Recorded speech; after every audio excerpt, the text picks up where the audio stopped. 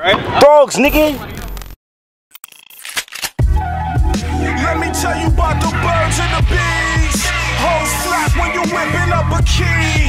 Don't stop till you froze up your sleeve. Young nigga just chase cheese. Whoa, young nigga just chase cheese. Hoes flap when you whipping up a key. Don't stop till you froze. One question I wanted to ask you, man. I always wanted to get, you know, your opinion on this, man. Like, how'd you feel, or what went through your mind when you heard Mook and Jae Millz saying, you know, they made smack, or, you know, they had, you know, they felt like they did what they did, and, you know, putting Smack in the position he's at and things like that. And you've seen a couple of your guys, Tay-Rock, a few guys fought back and said what they said. I mean, you know, I never commented on it. I never said anything on it. You know what I mean? If that's his opinion, you know, if he thinks, you know, he made us,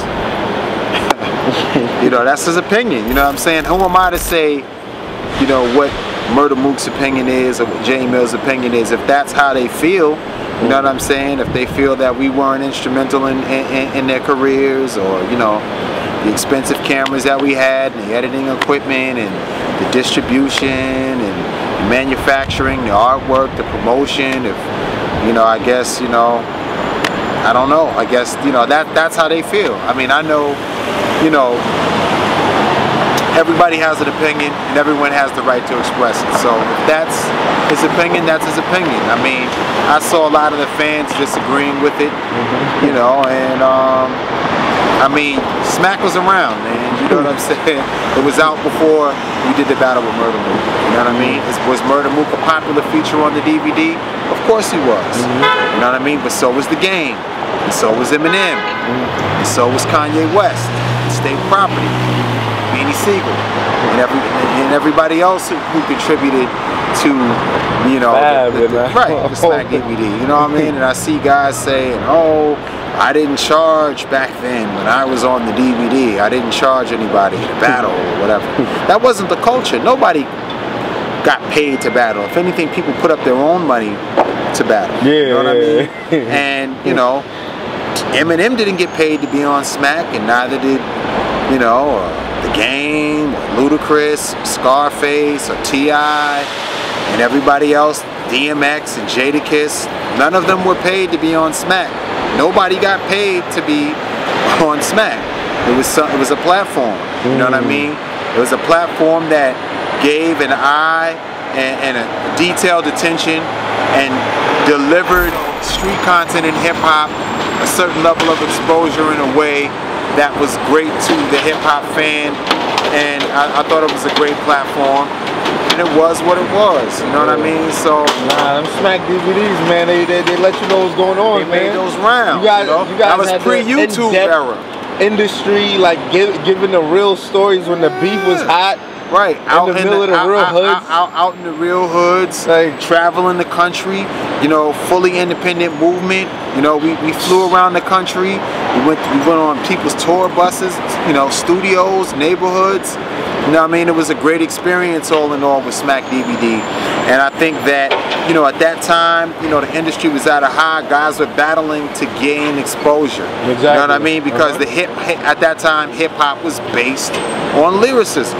So that a battle essentially is a demonstration of lyricism. And that was a time when everybody was out here running around in the streets, making a name for themselves. You know what I mean?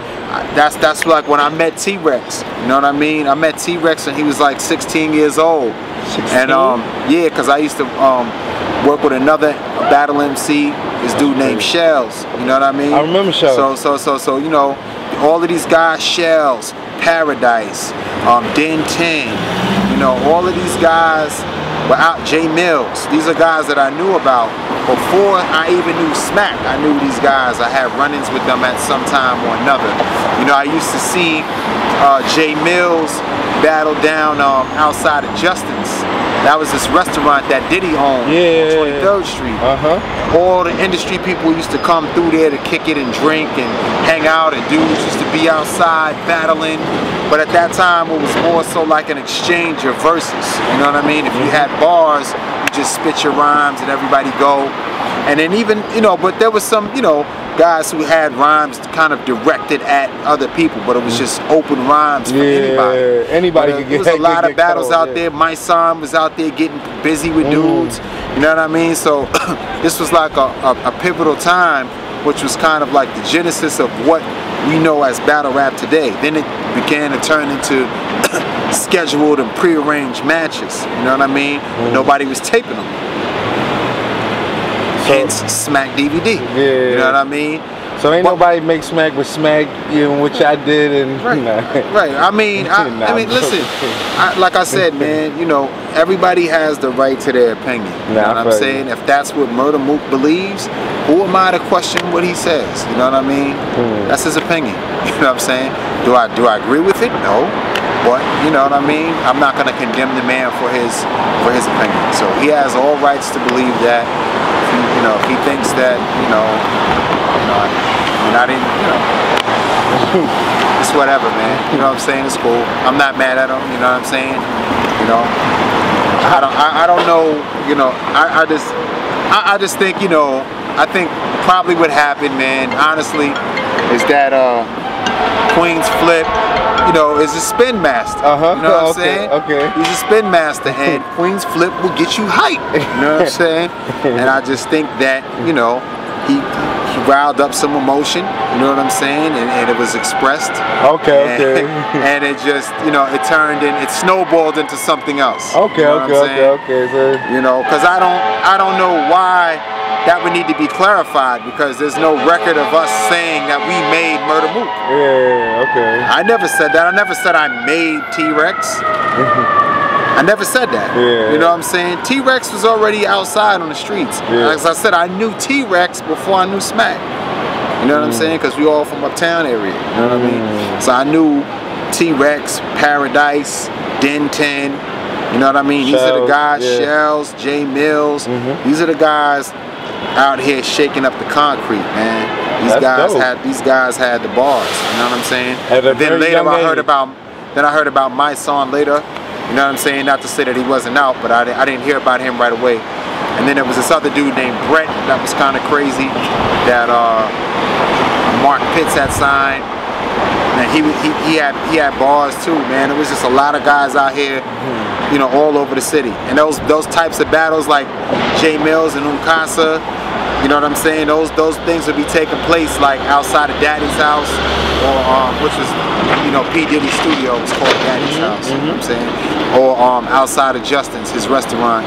You know, because these were areas, high traffic areas for people in the music industry would come to. So people be out there spitting, and then, you know, people would be out in front of in Times Square in front of this record store called HMV. It was like this big record store, and actually Danny Myers was out there getting busy back in the days. Oh yeah, he always says that too. Danny Myers was coming with strapped up clips for the block, B. That's crazy. Mad rounds. He was always crazy too. Like dudes is like, if you would go to Times Square, people would just go downtown. Even Lady Luck was out there getting busy.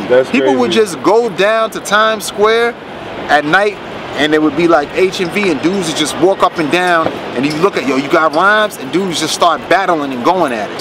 That's crazy. This is what was going on. And then also around that time, Cassidy was out here in the van, DNY. They had the black van. You just see the black door slide open, Cassidy jumping out, just going crazy on dudes on any random corner. He was really doing that shit like that? He was saying that shit too. I be like, yo, that's real shit. Back then, this is like early 2000s, like when the Locks popular, DMX, when it was, you know, when it was going. Like if you had rhymes back then, you had to be prepared at all times. You know what I'm saying? So Lux was out here, of course. I even mentioned his name. Oh yeah, you know what I'm saying? Corey Guns, Fred the Godson. Rain was even here. Rain was like 16 when he first came up here. If you look around, you know what I'm saying? Like even like at the Loaded Lux versus Miles battle in Black Star. If you look in the footage, everybody go look at the footage. You got jokes of the day.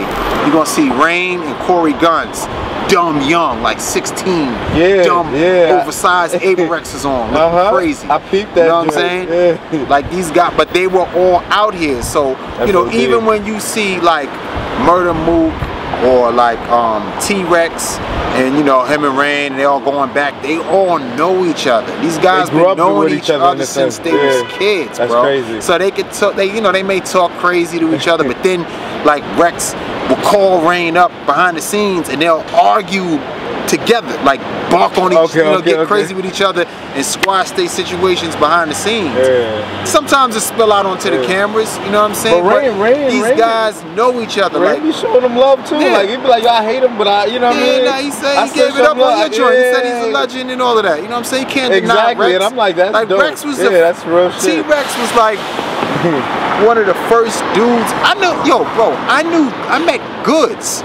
People don't even say Goods' real battle rap name was Street Goods. Street Goods. Street Goods. I met Goods like in 1999. I met Goods in like 1999. He was in a battle in HMV on 125th Street. Word up. It was like a whole elimination battle.